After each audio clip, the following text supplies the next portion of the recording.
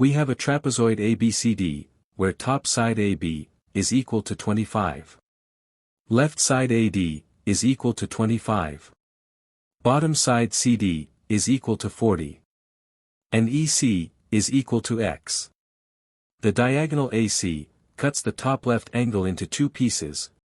Angle CAB is equal to alpha, and angle DAC is equal to 2 alpha.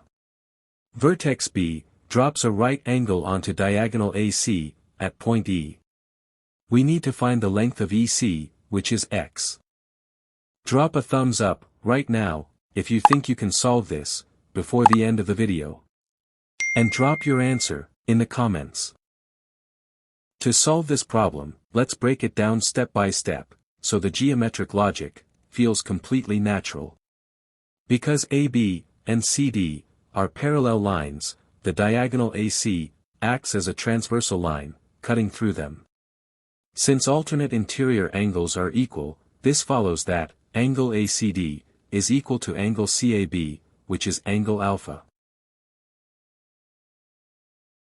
Now, look closely at triangle ACD. We know two of its interior angles, angle DAC, which is equal to 2 alpha, and angle ACD, which is equal to angle alpha. Since all three angles in a triangle add up to 180 degrees. Angle ADC must be 180 degrees minus 2 alpha plus alpha, which is equal to 180 degrees minus 3 alpha.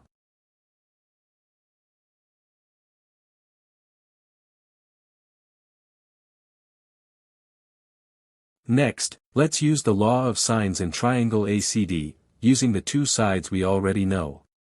AD equals 25. And CD equals 40. It follows that, side AD divided by sine of angle ACD is equal to side CD divided by sine of angle DAC.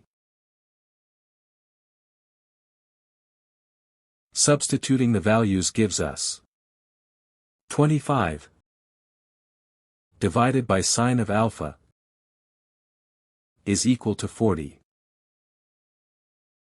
divided by sine of 2 alpha. Using the trigonometric double angle identity, sine of 2 alpha is equal to 2 times sine of alpha times cosine of alpha. 25 divided by sine of alpha is equal to 40 divided by 2 times sine of alpha times cosine of alpha. Let's cancel out sine of alpha from both sides. And 40 divided by 2 is 20. And we are left with 25 is equal to 20 divided by cosine of alpha. Solving for cosine of alpha gives us 20 divided by 25, which simplifies to 4/5. Going further, we can use the law of sines one more time in triangle ACD to solve for the full length of diagonal AC. Doing this will give us side AC divided by sine of angle ADC is equal to side AD divided by sine of angle ACD. This can be expressed as side AC divided by sine of 180 degrees minus 3 alpha is equal to side AD divided by sine of alpha. Since sine of 180 degrees minus theta is equal to sine of theta. Sine of 180 degrees, minus 3 alpha, is equal to sine of 3 alpha. This simplifies to side AC is equal to 25 times sine of 3 alpha divided by sine of alpha. Using the identity where sine of 3 alpha divided by sine of alpha is equal to 4 times cosine squared of alpha minus 1. And substituting cosine of alpha is equal to 4/5. This will give us 4 times 4/5 squared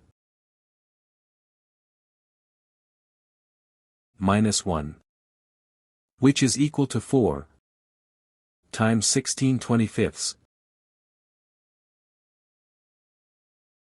minus 1.